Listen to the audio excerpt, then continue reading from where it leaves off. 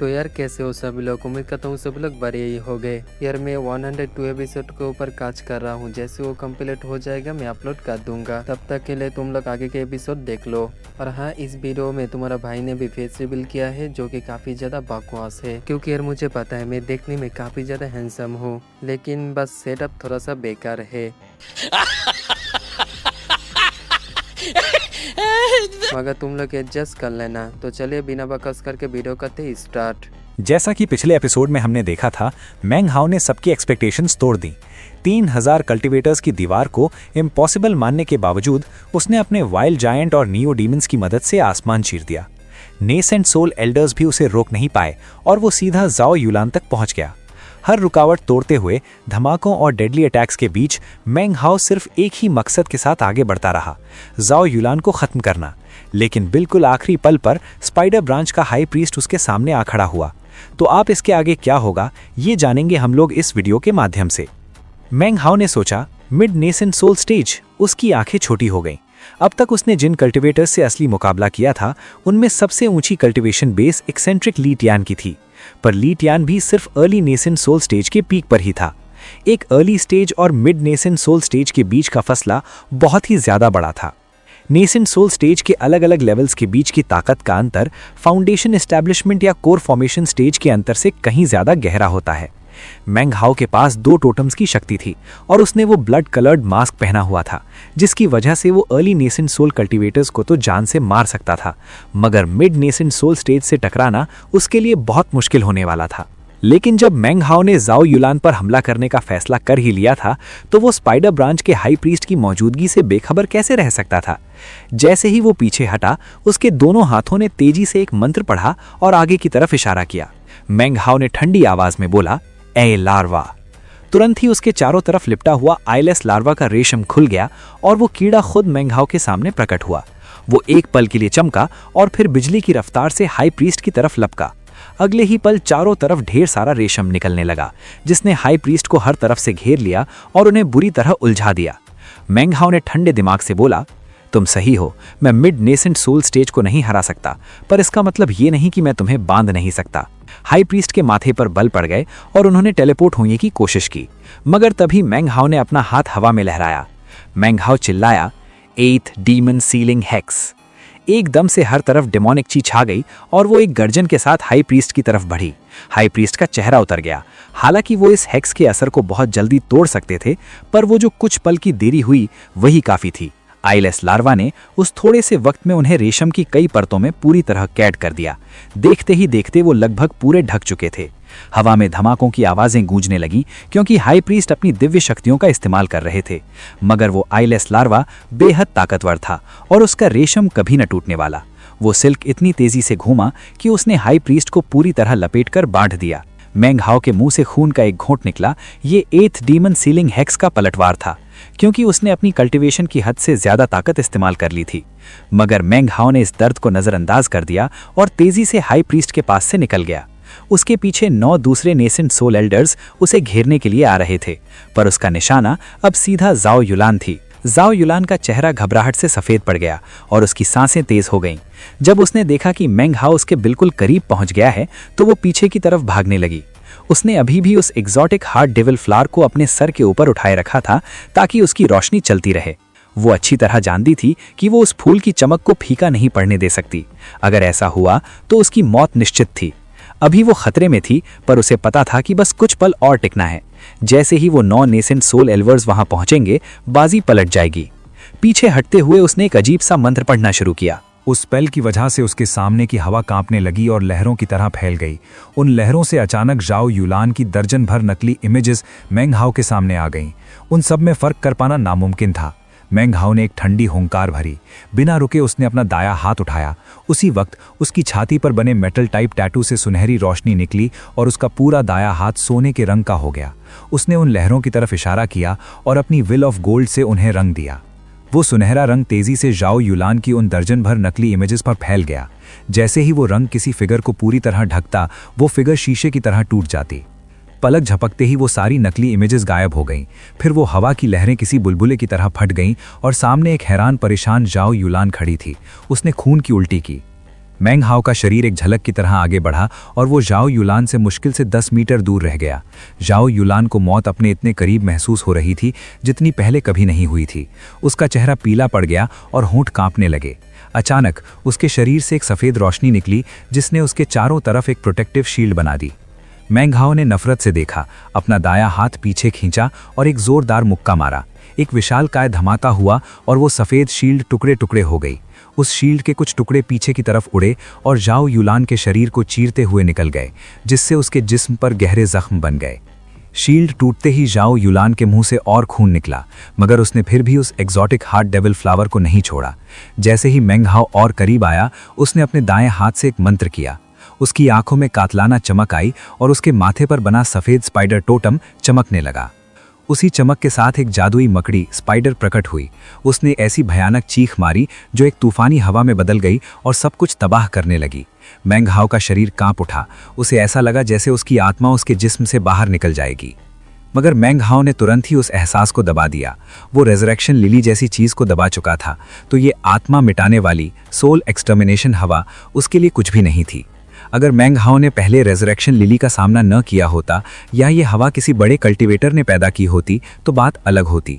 तब शायद उसकी आत्मा तुरंत बाहर निकल जाती और वो बेहोश हो जाता। लेकिन इन सब वजहों से ये टोटमिक शक्ति जो सिर्फ स्पाइडर ब्रांच की होली डॉटर ही सीख सकती थी, मैंग हाओ को हिला तक नहीं सकी। उसने अपनी लंबी आस्तीन झटकी जिससे वुड टाइप टोटम की शक्ति बाहर आई। एक हरी रोशनी उस सफ़ेद स्पाइडर से टकराई। वो मकड़ी दर्द से चीखी और एक सफ़ेद रोशनी की किरण बनकर वापस जाओ युलान के माथे में समा गई। जाओ युलान ने एक बार फिर खून थोका। पहली बार उसकी आंखों में बेबसी और मायूसी दिखी, लेकिन वो मायूसी तुरंत गायब हो गई। उसने अपनी जबान काटकर खून का एक गोला थोका जिससे मौत जैसी बदबू आने लगी। जाओ युलान अब पहले से कहीं ज़्यादा बूढ़ी दिखने लगी थी।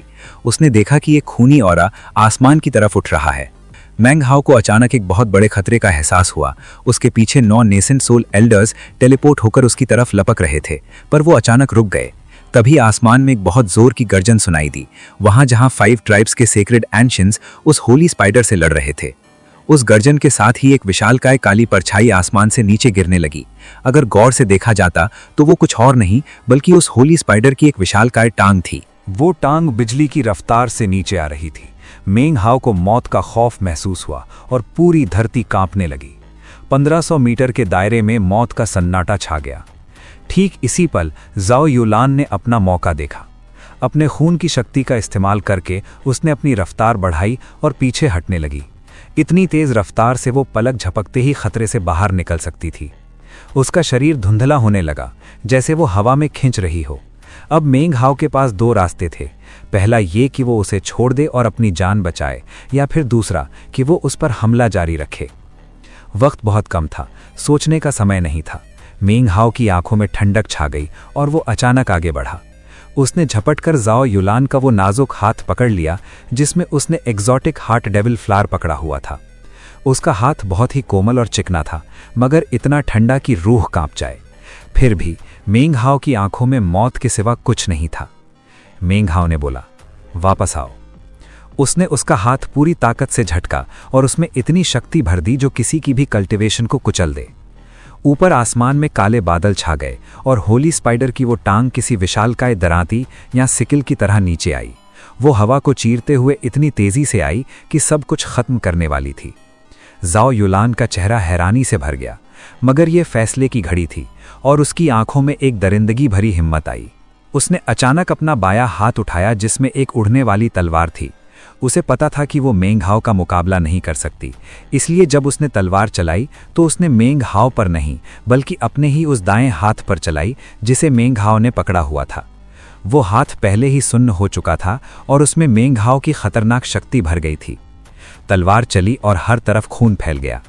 जैसे ही मैंग हाओ की तबाह करने वाली शक्ति उस तक पहुंचने वाली थी, जाओ युलान ने अपना ही हाथ काटने का कठोर फैसला ले लिया।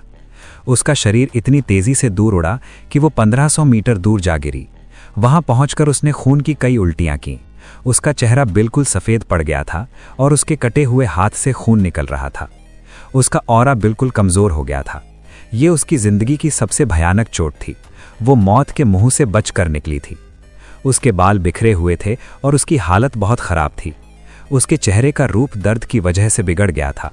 ये दर्द इतना था कि कोई बेहोश हो जाए। उसने अपना सर उठाया और नफरत से मेंग हाओ को देखा। उसका पूरा शरीर कांप रहा था। जाओ युलान ने बोला, मैं इसका बदला तुमसे 10 गुना ज्यादा वसूल करूंगी। 9 नेसेंट सोल एल्डर्स टेलीपोर्ट होकर उसके पास पहुंचे ताकि उसे बचा कर ले जा सकें। सबकी आंखों में मेंग हाओ के लिए सिर्फ और सिर्फ मौत थी। मेंग हाओ ने देखा और समझ गया कि अब उसे मारना नामुमकिन है। जाओ युलान के इस हौसले ने उस पर गहरा असर छोड़ा। जब से उसने कल्टीवेशन शुरू की थी, उसने बहुत कम लोग ऐसे देखे थे जो मौके पर इतना बड़ा और सख्त फैसला ले सकें। अगर वो एक पल के लिए भी हिचकिचाती तो मौत निश्चित थी। मेंग हाओ ने अपना दायां हाथ लहराया और जाओ युलान का कटा हुआ हाथ उड़कर उसके पास आ गया। जाओ युलान की 5 पॉइजन्स ट्राइब में बहुत ऊंची जगह थी। शायद इस हाथ में छुपी टोटेमिक शक्ति को समझकर उसे कुछ फायदा हो। अब जब दुश्मनी हो ही गई थी तो उसे न सिर्फ जाओ युलान को बल्कि उसकी पूरी ट्राइब को खत्म करने का रास्ता ढूंढना था। कल्टीवेशन की दुनिया में सिर्फ ताकतवर ही टिकता है। जब आप आसमान और जमीन से लड़ रहे हों तो नरम दिली के लिए कोई जगह नहीं होती। बिना किसी देरी के मेंग हाओ ने उस हाथ के साथ साथ वो डब्बा भी उठा लिया जिसमें एग्जॉटिक हार्ट डेविल फ्लावर था। उसने तुरंत डब्बा बंद किया जिससे उस फूल की रोशनी खत्म हो गई। इसका असर पूरे मैदान जंग पर पड़ा। उसने वो कीमती और तबाहकुन चीज अपने बैग में रख ली। ऐसी नायाब चीजें दुनिया में बार बार नहीं मिलती। एक ग्रैंड मास्टर एल्केमिस्ट होने के नाते मेंग हाओ इस फूल पर रिसर्च करके बहुत कुछ सीख सकता था। शायद वो ऐसी दवाइयां बना सके जो इतनी ही ताकतवर हों। वो इस मौके को कैसे जाने देता। मेंग हाओ ने ऊपर देखा जहां वो विशालकाय काली परछाई नीचे आ रही थी। साथ ही उसने कैदी हुए हाई प्रीस्ट की तरफ इशारा किया। एयरलेस लार्वा का रेशम अचानक हट गया और हाई प्रीस्ट हैरानी में बाहर आ गए। उन्होंने हर तरीका आजमाया था पर वो उस सिल्क पर एक खरोंच तक नहीं ला पाए थे। वो रेशम तेजी से उड़कर मेंग हाओ के पास आया और उसके चारों तरफ लिपट गया। वो वहां शांति से खड़ा रहा, अपने हाथ पीछे बांधे हुए, जबकि वो बड़ी परछाई उसके ऊपर मंडरा रही थी। उसने अपनी आस्तीन झटकी और उसकी आंखों में ठंडक भर गई। मेंग हाओ ने बोला, मेरा एयरलेस लार्वा ट्रिब्यूलेशन लाइटनिंग को झेल सकता है। मुझे परवाह नहीं कि तुम्हारी डीमन स्पाइडर की कल्टीवेशन कितनी भी गहरी क्यों ना हो। क्या तुम्हें सच में लगता है कि वो ट्रिब्यूलेशन लाइटनिंग के मुकाबले खड़ी हो सकती है? ऊपर आसमान में ऐसा लग रहा था जैसे गहरे काले बादलों से भर गया हो और उसी बीच एक विशालकाय मकड़ी की टांग उस 1500 मीटर के इलाके पर बिजली की रफ्तार से नीचे गिरने लगी। जमीन थर थर कांप रही थी क्योंकि हर तरफ से एक भयानक दबाव नीचे की तरफ बढ़ रहा था। उस 1500 मीटर के दायरे में मौजूद कोई भी जीवित प्राणी वहां से बचकर निकलने के लायक नहीं बचा था। वो ताकत इतनी खौफनाक थी कि उसके नीचे आने वाली हर एक चीज राख में बदलकर मिट्टी में मिल रही थी। जाओ युलान ने सोचा, वो पक्का मर जाएगा। जाओ युलान अब 9 नेसेंट सोल एल्डर से घिरी हुई थी, मगर डर के मारे उसका चेहरा बिल्कुल सफेद पड़ चुका था। अचानक उसके माथे पर बल पड़ गए। उसका ध्यान भटक रहा था क्योंकि उसका एक हाथ कट चुका था और उसका दर्द अब उसके दिमाग पर हावी हो रहा था। वो अपनी पूरी हिम्मत जुटाकर उस दर्द को भुलाने की कोशिश कर रही थी ताकि वो मेंग हाओ की असलियत को समझ सके। जाओ युलान ने सोचा, उसका वो रेशम हाई प्रीस्ट तक को बांध सकता है। इसका मतलब वो बेहद ताकतवर है। उसकी सारी उम्मीद उसी रेशम पर टिकी है और उसे अच्छे से पता होगा कि वो कितना मजबूत है। इसका मतलब है कि उसके मरने के मौके बहुत कम हैं। उसकी कल्टीवेशन बहुत गहरी है। वो एक लोमड़ी की तरह चतुर है और फैसला लेने में बहुत तेज है। वो एक ऐसा शख्स है जो बहुत सोच समझकर और बेरहमी से चाल चलता है। एक ग्रैंड ड्रैगनियर होने के नाते किसी भी ट्राइब को उससे दुश्मनी लेने से पहले 100 बार सोचना चाहिए। जाओ युलान ने गहरी सांस ली। अगर उसे पहले पता होता कि क्रो डिविनिटी की इन 5 ट्राइब्स के पीछे ग्रैंड मास्टर मेंग जैसा कोई ताकतवर इंसान खड़ा है तो वो अपनी सारी योजनाएं बदल देती। उसने फिर से सोचा, खैर अब इससे कोई फर्क नहीं पड़ता कि वो जिंदा बचता है या मर जाता है। जो खून मैंने अभी थूका है वो मेरी ट्राइब को खबर दे देगा कि मेरा ये इम्तिहान नाकाम हो चुका है। ट्राइब की असली फौज अब जल्द ही यहाँ पहुँचने वाली होगी। जब वो ये सब सोच रही थी तभी मकड़ी की वो विशालकाय टांग सीधा मेंग हाओ के ऊपर आ गिरी और उस रेशम के घेरे से टकराई जिसने मेंग हाओ को कैद किया हुआ था। दूर से देखने पर वो टांग किसी विशालकाय काली दरांती की तरह लग रही थी, मगर जैसे ही वो मेंग हाओ से 10 मीटर दूर रह गई, एलएस लार्वा के उस रेशम ने उसे आगे बढ़ने से रोक दिया। एक बहुत जोर का धमाका हुआ जो एक शॉक वेव में बदल गया और हर तरफ फैल गया। एक भयानक तूफानी हवा चली जिसने आसपास के सारे कल्टीवेटर्स को पीछे धकेल दिया। मेंग हाओ का शरीर कांप उठा और उसके मुंह से खून निकलने लगा। वो काली दरांती 10 मीटर से धीरे धीरे नीचे दबती गई और मेंग हाओ के करीब पहुंचने लगी। हालांकि उसकी रफ्तार कम थी, मगर उससे निकलने वाला दबाव इतना तबाहकुन था कि वो मेंग हाओ को कुचलने की कोशिश कर रहा था। जैसे ही वो दरांती 5 मीटर की दूरी पर पहुंची, मेंग हाओ का पूरा जिस्म थरथरा रहा था। 4 मीटर, 3 मीटर, 2 मीटर, 1 मीटर, आधा मीटर। मेंग हाओ ने अपनी ठंडी और निष्ठुर आंखों से ऊपर आती हुई उस दरांती को देखा। भले ही उसका शरीर कांप रहा था, मगर जब उसने इस दबाव की तुलना आसमानी बिजली यानी हेवनली ट्रिबुलेशन से की तो ये उसे बहुत कमज़ोर लगा। मेंग हाओ ने ठंडे दिमाग से बोला, बहुत कमज़ोर है। वो दरांती अब उसके सर से सिर्फ 3 इंच की दूरी पर रह गई थी, लेकिन वो 3 इंच का फासला ज़मीन और आसमान के अंतर जैसा था। उसे पार कर पाना नामुमकिन था। एलएस लार्वा का वो रेशम इतनी मजबूती से लिपटा हुआ था कि दुनिया की कोई भी ताकत उसे तोड़ नहीं सकती थी। वो दरांती उसे तोड़ने की जितनी कोशिश करती उतनी ही नाकाम होती। जल्द ही वो टांग थरथराने लगी। पलक झपकते ही उसकी सारी शक्ति खत्म हो गई और वो मेंग हाओ के सर से सिर्फ 3 इंच दूर राख बनकर हवा में बिखर गई। अचानक ऊपर आसमान से एक भयानक चीख सुनाई दी। हर तरफ अंधेरा छा गया और बादल उबलने लगे, क्योंकि आसमान में एक विशालकाय मकड़ी प्रकट हुई जिसके पैर किसी दरांती जैसे थे। ऐसा लग रहा था जैसे वो किसी दूसरी दुनिया से निकलकर आ रही हो, मगर नीचे की 5 ट्राइब्स के टोटेमिक सेक्रेड एंशियंट्स उसे घेर कर उस पर हमला कर रहे थे, जिस वजह से वो मकड़ी नीचे नहीं आ पा रही थी। जैसे ही वो काली दरांती गायब हुई, शील्ड के अंदर मौजूद 5 ट्राइब्स के सदस्यों ने एक जोरदार गर्जना की। वहां 7 नेसेंट सोल कल्टिवेटर्स थे और बचे हुए सारे ट्राइब मेंबर्स भी तैयार थे। क्रो सोल्जर ट्राइब के वो बूढ़े ग्रेट फादर, जिनके दिल में उनके मरे गए 10 नेसेंट सोल साथियों का गुस्सा और बदले की आग भरी थी, उन्होंने अपना सर उठाया। उनकी आंखें खून की तरह लाल थीं और उन्होंने जोर से चिल्लाकर कहा। ग्रेट फादर ने बोला, बदला। उन 5 ट्राइब्स के सारे सदस्य जो जंग के लिए तैयार थे, वो गुस्से और दुख से चीखने लगे। सबने मिलकर चिल्लाया, बदला। एक बार फिर सबने मिलकर गर्जना की, बदला। ग्रेट फादर की अगुवाई में ट्राइब के बाकी सदस्य उस प्रोटेक्टिव शील्ड से बाहर निकलकर दुश्मन पर टूट पड़े। अब उनकी दुनिया सिर्फ बदले की थी। वो स्पाइडर ब्रांच के 3000 कल्टिवेटर्स की तरफ भागे। उनका जुनून ऐसा था कि वो स्पाइडर ब्रांच को मिट्टी में मिलाने के लिए अपनी जान देने को भी तैयार थे। अगली ही घड़ी आमने सामने की खूनी जंग शुरू हो गई। बदकिस्मती से उनके 3 ड्रैगोनियर्स की मौत ने स्पाइडर ब्रांच के हौसले पहले ही तोड़ दिए थे। मेंग हाओ की बहादुरी ने भी उनके दिलों पर दहशत बैठा दी थी। उसने अकेले हजारों का कत्लेआम किया था, फिर भीड़ के ऊपर से उड़ते हुए उनकी होली डॉटर का पीछा किया था। 9 नेसेंट सोल कल्टिवेटर्स उसे रोक नहीं पाए थे, यहां तक कि हाई प्रीस्ट को भी कैद कर लिया गया था। उन कल्टिवेटर्स ने अपनी आंखों से देखा था कि उनकी पवित्र होली डॉटर बेबसी से चीख रही थी और उसका एक हाथ कट गया था। ये सब स्पाइडर ब्रांच के लिए एक बहुत बड़ा झटका था। मेंग हाओ का नाम अब उनके दिमाग में सिर्फ एक याद नहीं, बल्कि एक गहरी दहशत बनकर बस चुका था। अगर बात सिर्फ इतनी होती तो शायद वो संभल जाते, मगर उन्होंने देखा कि उनकी होली स्पाइडर का वो खतरनाक हमला, जिसे वो मेंग हाओ की मौत समझ रहे थे, उसने मेंग हाओ का कुछ नहीं बिगाड़ा। उनकी आंखों के सामने उनकी होली स्पाइडर उसे मारने में नाकाम रही थी। अब मेंग हाओ उनके लिए एक ऐसे बुरे सपने जैसा था जिसे हराया नहीं जा सकता था, एक ऐसा दुश्मन जो अमर लग रहा था। अब जब उनका हौसला बिल्कुल टूट चुका था, तभी 5 ट्राइब्स के लोगों ने पूरी ताकत से पलटवार किया। उनकी नफरत और मारने का जुनून आसमान छू रहा था। कुछ देर पहले उन्होंने अपनी आंखों से अपने भाई बहनों और बच्चों को मरते हुए देखा था। अब उनकी आंखें खून की तरह लाल थीं और वो रोने के करीब थे, मगर उनकी आंखों में गुस्से की आग जल रही थी, क्योंकि अब बदले का वक्त आ चुका था। जब दोनों तरफ के लोग आपस में टकराए तो ना कोई सेना का तरीका था और ना कोई चाल, वो सिर्फ एक दूसरे को काट रहे थे। अचानक हवा में एक धमाका हुआ। 5 ट्राइब्स का एक सदस्य दुश्मन को मारते मारते खुद भी बुरी तरह जख्मी हो गया था। पागलों की तरह हंसते हुए उसने खुद को उड़ा लेने का फैसला किया। जब उसका शरीर फटा तो उसके चेहरे पर एक दरिंदगी भरी मुस्कान थी, क्योंकि उसने अपने साथ दुश्मन के 3 और लोगों को मार गिराया था। हवा में धमाके होते रहे, क्योंकि 5 ट्राइब्स के लोग अपने आखिरी पलों में पहुंचकर खुद को उड़ा रहे थे। ये उनका स्पाइडर ब्रांच को एक पैगाम था, देख लो क्रो डिविनिटी के 5 ट्राइब्स का बदला कैसा होता है। ट्राइब के एक सदस्य ने अपने दोनों पैर और एक हाथ खो दिया था। उसका डांटियन यानी ताकत का मरकज भी इतना खराब हो चुका था कि वो खुद को उड़ा भी नहीं सकता था, मगर उसके पास अभी भी दांत थे। जल्द ही उसका शरीर तबाह हो गया, मगर मरते दम तक उसके दांत दुश्मन के गले में बुरी तरह धसे हुए थे। कुछ भी हो जाए, वो दुश्मन को साथ लेकर ही मरा।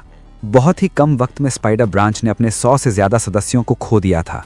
ये मंजर इतना खौफनाक था और 5 ट्राइब्स का मौत से न डरने वाला जुनून देखकर स्पाइडर ब्रांच के कल्टीवेटर्स के दिल कांप उठे। उनकी हालत खराब हो गई और वो डर के मारे हाँपने लगे। इन 5 ट्राइब्स की दरिंदगी ने उन्हें अंदर से तोड़ दिया था। वो पीछे हटने लगे। दूर खड़े 9 एल्डर्स ये सब हैरानी से देख रहे थे। उनका दिल भी ये देखकर हिल गया था, मगर इससे पहले कि वो कुछ सोच पाते, 5 ट्राइब्स के साथ नेसेंट सोल कल्टीवेटर्स उनकी तरफ बिजली की रफ्तार से लपके। हाई प्रीस्ट्स और क्रो सोल्जर ट्राइब के ग्रेट फादर की आंखें खून से भरी थीं। ये अब 2 ट्राइब्स के बीच की असली जंग थी। ये पहले जैसा कत्लेआम नहीं था, ये अब मौत का नंगा नाच था। मेंगहाओ ये सब होते हुए देख रहा था।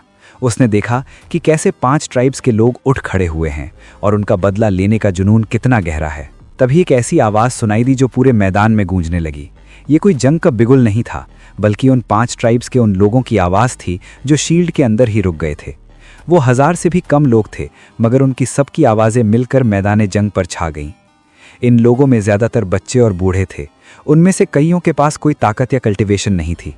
वो बस साधारण लोग थे, मगर उनकी ट्राइब्स ने जो कुर्बानियां दी थीं, उन्हें देखते हुए वो लोग अब उनकी उम्मीद थे। वही उनका भविष्य थे। वो लगभग 1000 लोग रोने लगे और रोते रोते उन्होंने अपने पैर ज़मीन पर पटकना शुरू किया और एक गीत गाने लगे। ये उनकी ट्राइब का अंतिम विदाई गीत था, जो किसी की मौत पर उसकी आत्मा को रास्ता दिखाने के लिए गाया जाता था। हज़ारों आवाज़ें मिल गईं, जिनमें बचपन की मासूमियत और दुख के आंसू भरे थे। उन्होंने गाते हुए बोला, शायद तुम अभी भी यहीं हो, शायद तुम अपने परिवार को देख रहे हो, शायद तुम वापस आओगे। हम उम्मीद करते हैं कि ये आसमान तुम्हारा रास्ता न रोके, ये धरती तुम्हें रास्ता दिखाए। क्रो डिविनिटी की वो सुनहरी रोशनी तुम्हारे खून की शान को इस दुनिया में हमेशा बरकरार रखेगी। हम तुम्हें वक्त की मिट्टी में दबने नहीं देंगे। हम तुम्हें शैतानों से बचाएंगे। हम तुम्हें दुश्मनों से डरने नहीं देंगे। हम किसी को तुम्हारी नींद खराब नहीं करने देंगे। तुम क्रो डिविनिटी के योद्धा हो। तुम क्रो डिविनिटी का गर्व हो। तुम हमेशा क्रो डिविनिटी की इस धरती पर रहोगे और हम तुम्हारे वापस आने का इंतजार करेंगे। वो गीत पूरे मैदान में गूंज उठा और जैसे ही ये गीत छा गया, मेंगहाओ को ऐसा लगा जैसे उसे अगिनत आत्माओं की तस्वीरें दिखाई दे रही हों। वो आत्माएं धीरे धीरे मुड़कर अपने घर और अपनी ट्राइब की तरफ देख रही हैं। जैसे ही वो गीत हवा में उठा, जंग लड़ रहे 5 ट्राइब्स के लोगों की आंखों से आंसू बहने लगे। वो पागलों की तरह हंसने लगे और पहले से भी कहीं ज्यादा दरिंदगी से दुश्मनों को काटने लगे। उनकी ये हंसी और उनके आंसू देखकर स्पाइडर ब्रांच के कल्टीवेटर्स के चेहरे दहशत से पीले पड़ गए। उन्होंने पहले भी ट्राइब्स को तबाह किया था, पर उन्होंने कभी ऐसा पागलपन और जुनून नहीं देखा था। अब वो सच में डर गए थे। क्रो डिविनिटी के लिए ये वो आखिरी अल्फाज थे उस दर्द भरे जनाजे के गीत के, जो ढाल के अंदर मौजूद उन लगभग 1000 ट्राइब के सदस्यों ने मिलकर गाए थे। उस ढाल के बाहर उनके साथी योद्धा दीवानों की तरह हंसते हुए और चिल्लाते हुए दुश्मनों से लड़ रहे थे। मेंगहाओ ने धीरे से गुनगुनाया, क्रो डिविनिटी के लिए। उसने अपना दायां हाथ उठाया और उसकी आंखों में एक ठंडी चमक चमक उठी। उसने अचानक जाओ यूलैन की तरफ देखा, जो अभी भी उन नेसेंट सोल एल्डर्स की हिफाजत में वहां से भाग रही थी। जाओ यूलैन का चेहरा मौत की तरह पीला पड़ चुका था और उसके चारों तरफ मौजूद एल्डर्स बेहद चौकन्ने दिख रहे थे। मेंगहाओ ने बड़ी बेरहमी से उसे देखा और फिर अपनी नज़र फेर ली। ऐसा लग रहा था कि आज जाओ यूलैन की किस्मत अच्छी थी और वो इस क़यामत से बच निकलेगी। मेंगहाओ के पास अब वो फायदा नहीं था जो पहले था, इसलिए इस वक्त उसे मार गिराना बहुत मुश्किल काम था। मेंगहाओ का शरीर एक पल के लिए हवा में लहराया और वो सीधा दुश्मन के उन 3000 कल्टीवेटर्स के बीच कूद गया। उसके बगल में उसकी लोटस स्वॉर्ड फॉर्मेशन तेजी से घूमने लगी, जिससे वक्त की यानी टाइम की शक्ति निकल रही थी। वो जहां जहां से गुजरता वहां वक्त की रफ्तार तेज हो जाती और स्पाइडर ब्रांच के जितने भी कल्टीवेटर्स उस फॉर्मेशन की लपेट में आते, वो अचानक बूढ़े होने लगते। उनके चेहरे हैरानी और खौफ से भर गए। इस बार मेंगहाओ ने सच में मौत का नंगा नाच शुरू कर दिया था। उसने वो खूनी मास्क पहना और अपना हाथ हवा में लहराया, जिससे उसकी time sword formation 7-8 core formation cultivators की तरफ लपकी। वो पलक झपकते ही बूढ़े हो गए और उनकी आंखों की रोशनी बुझ गई। ऐसा लग रहा था जैसे कोई तेज हवा आई हो और उनकी जिंदगी का दिया बुझा कर निकल गई हो। मेंगहाओ ने फिर से अपना हाथ लहराया और ब्लड फिंगर की एक खौफनाक रोशनी चमकी। जिसने भी उस रोशनी को छुआ, उसका खून शरीर के अंदर ही सड़ने लगा और वो फटकर मौत के घाट उतर गया। मेंघाओ ने कुछ कदम और आगे बढ़ाए और अपने बाएं हाथ की उंगली से एक आगे बढ़ते हुए स्पाइडर ब्रांच कल्टीवेटर के माथे पर वार किया। उसने बड़ी सफाई और तेजी से कत्ल करना जारी रखा। उसने अपनी आस्तीन झटकी और अपने बचे हुए 10,000 नियोडीमंस को इस खूनी जंग में उतार दिया। वो विशालकाय जानवर और कीड़े उस जनाजे के गीत की गूंज के बीच स्पाइडर ब्रांच वालों पर टूट पड़े। वो काली चमगादड़ इस बार पहले से कहीं ज्यादा खतरनाक दिख रही थी। उसकी आंखें ठंडक से चमकी और वो एक झलक में गायब होकर एक दुश्मन के पीछे प्रकट हुई। उसने अपने पंखों में उस आदमी को जकड़ लिया और अपने 2 नुकीले दांत उसकी गर्दन में गाड़ दिए। देखते ही देखते उस आदमी का जिस्म सूख कर कांटा हो गया। हर बार जब वो ऐसा करती, उसकी आंखों में एक खूनी चमक बढ़ जाती और उसका ऑरा और भी अजीब और ताकतवर हो जाता। शुरुआत में उसने कमजोर लोगों को मारा, मगर धीरे धीरे उसकी नज़र ताकतवर कोर फॉर्मेशन कल्टीवेटर्स पर टिकने लगी।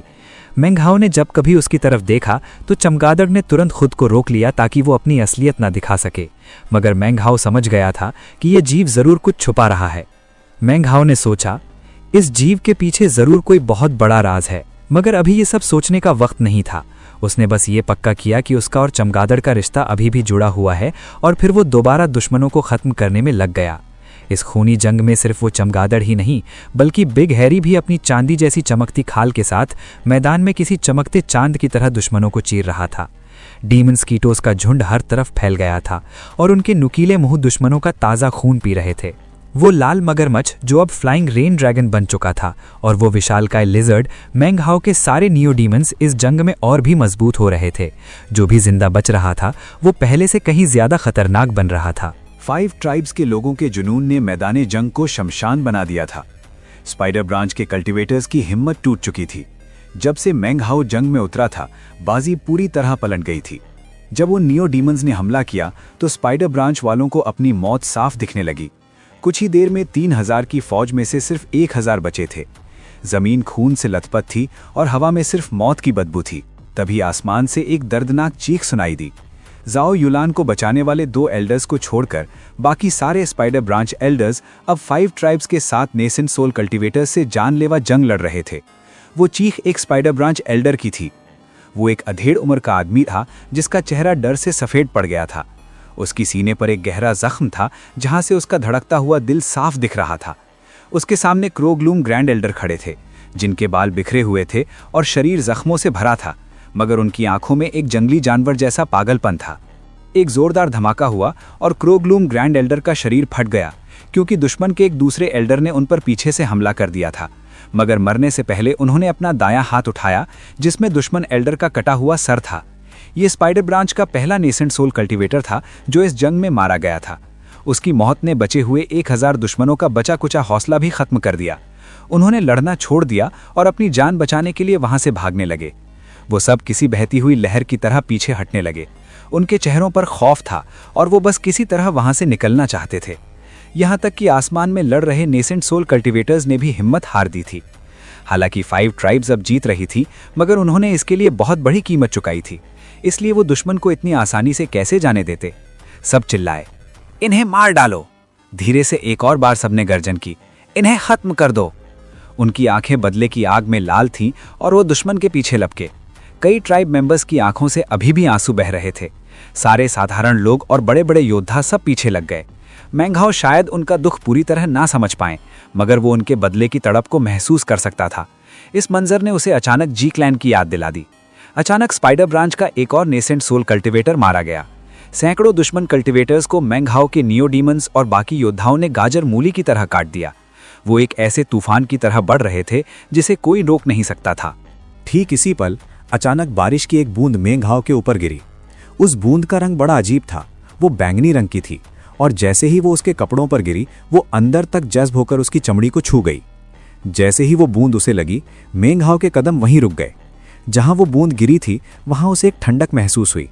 वो ठंडक ऐसी थी जैसे वो उसकी जिंदगी की शक्ति को सोख रही हो, मगर वो सिर्फ एक बूंद थी, इसलिए मेंघाओ को कोई बड़ा नुकसान नहीं हुआ।